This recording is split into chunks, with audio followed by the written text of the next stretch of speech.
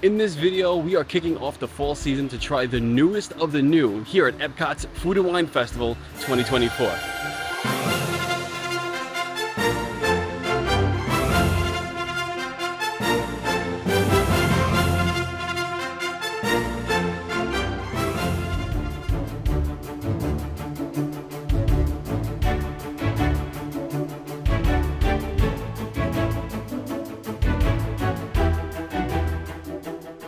Now at each festival, it's not uncommon for them to have new foods each year, but this year they have a new avenue full of 3 new booths that we're gonna try out today. And this new avenue of festival booths is called Harvest Hollow. And our first stop is the Bramblewood booth. And here's the posted menu outside of Bramblewood. Now essentially we're going for the top 3 food items. If you want to see a full menu, I highly recommend you download the Food and Wine app on your smartphone. Whether you're in the park or at home, this kind of gives you a sneak peek to the menus at Food and Wine. And first up is the cast iron roasted Brussels sprouts.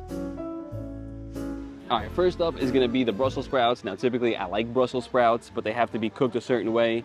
It looks like, I'll put the description below where you can see all of the ingredients, but it looks like there's Brussels sprouts, some pralines in here, and sweet potato?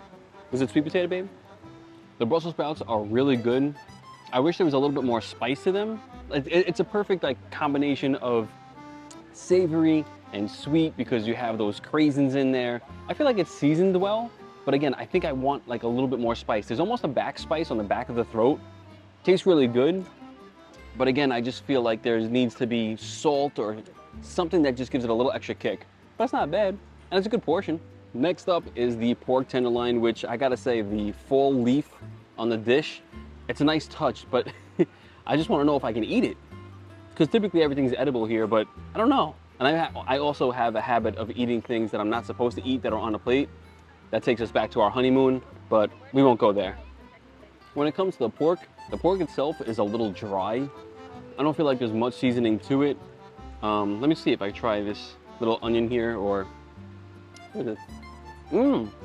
See? Okay, let me try this again. Because this is actually, it is my favorite thing. This is actually fennel. I love fennel, I'm a fan of fennel. But maybe the fennel, sauce. Yeah, there's a little sauce on the bottom here, but Needs a little bit more. the fennel adds something to it. It adds a little bit more flavor, but there's not even enough fennel that'll overpower the pork or complement the pork. And they gave you one of the apple chips. You know, I love these apple chips inside the store, but it is not crispy. Yeah. Very wiggly and tough like leather. I'm gonna eat it anyway, but did you try this yet? I didn't yet, no. Why? I don't know, I'm a little nervous to try bison.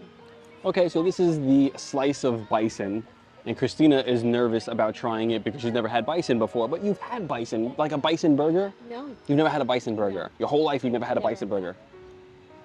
What is this, like, it looks like blueberry or some kind of compote on there. I'm gonna try it without all the stuff on there. And on the bottom, it's got this orange sauce here. Oh, mushrooms? Sweaty? It's hot out. I'm probably sweating in camera right now, but that's Florida. All right, so I got a little piece of bison there with all the fixings. I like the way the meat is cooked better. I don't really taste so much of the sauces. It's actually very salty.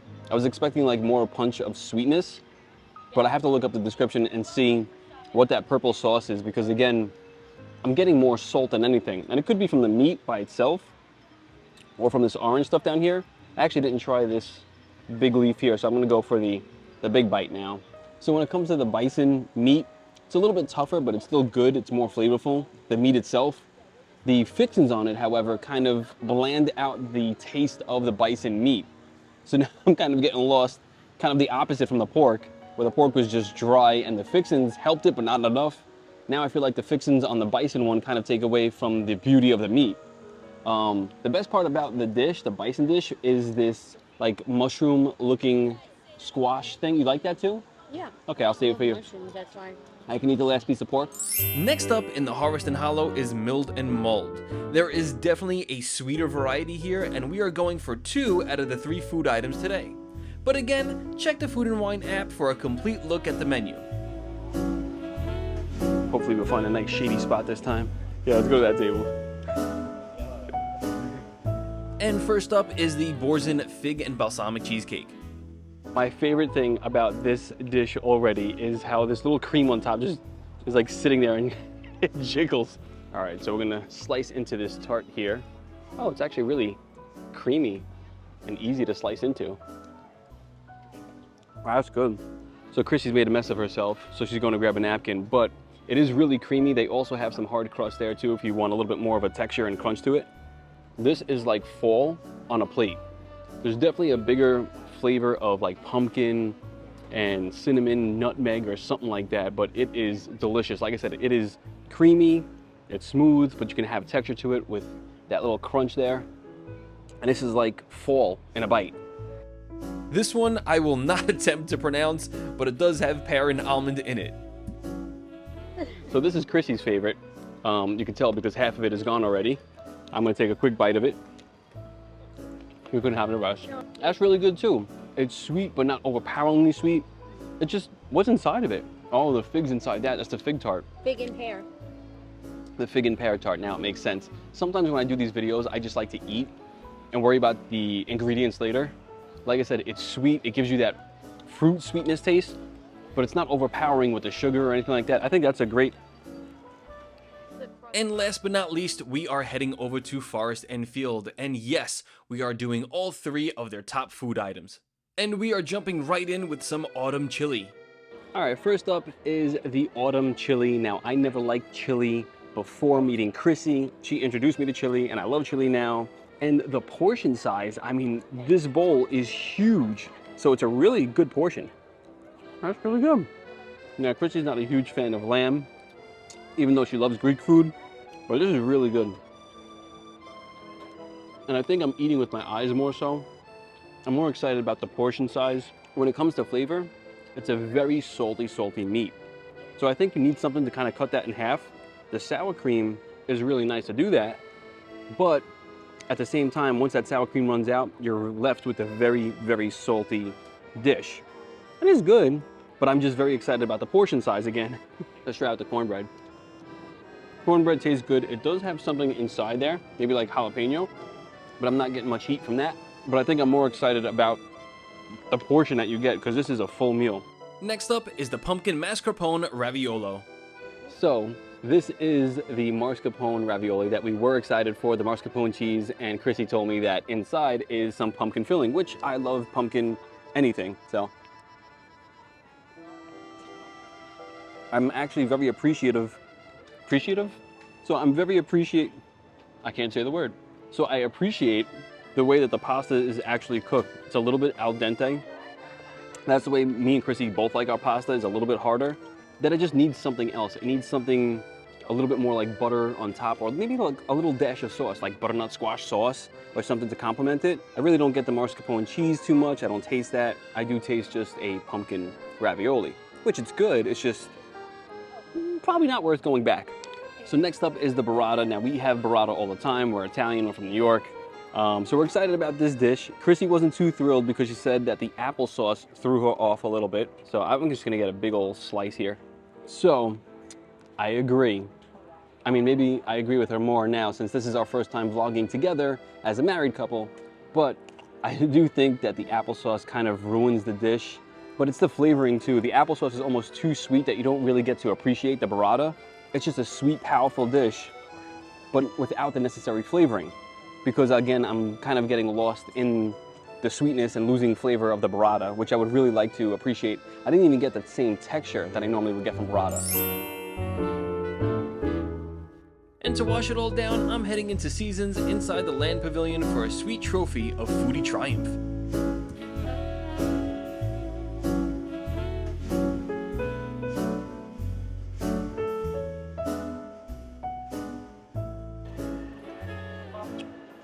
You really gotta suck it up. So from the very little that I'm able to suck up through the straw, it tastes like, kind of like just fall again. Like I don't really get caramel apple. I get like a general cinnamon apple hint. I guess it does taste like caramel apple. There's a cake pop on top. I think it's a cake pop. There's a cake pop. Red velvet. That's not red velvet. It's like chocolate. It's just dyed red. Kind of threw me off. So it isn't actually a chocolate cake pop.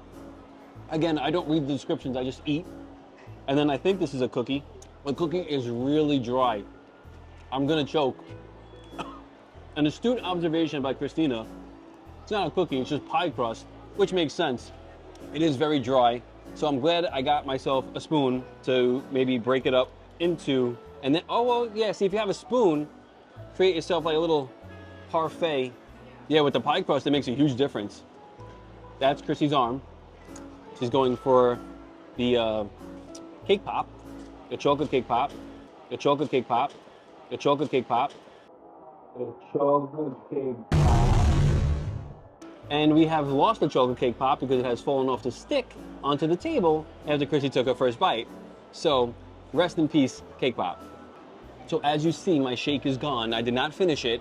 Chrissy currently has it, but this is good. Maybe it's good for dessert if you're dining in seasons, but otherwise I wouldn't go out of my way to come to seasons to get the frozen apple pie. So as I go in for my last licks of this caramel apple milkshake, I don't think it's best classified as a milkshake, but more so of like a soft serve. And again, a dessert if you're here already at Seasonings. And of course, it just started raining since again it is Florida. And to stay dry, we're jumping into Epcot's newest structure that hosts a popular festival booth formerly known as Mac and Eats and now known as Macatizers. And it's also a great spot to check out some festival merchandise. And anytime you come to any of the festivals here at Epcot, I highly recommend you download the Food and Wine app. Now, it's not just for the Food and Wine Festival. It showcases all the foods at every festival here at Epcot. It gives you prices, it gives you guest reviews. You can create your own wish list, and it makes the festival navigation, the food navigation, a lot easier.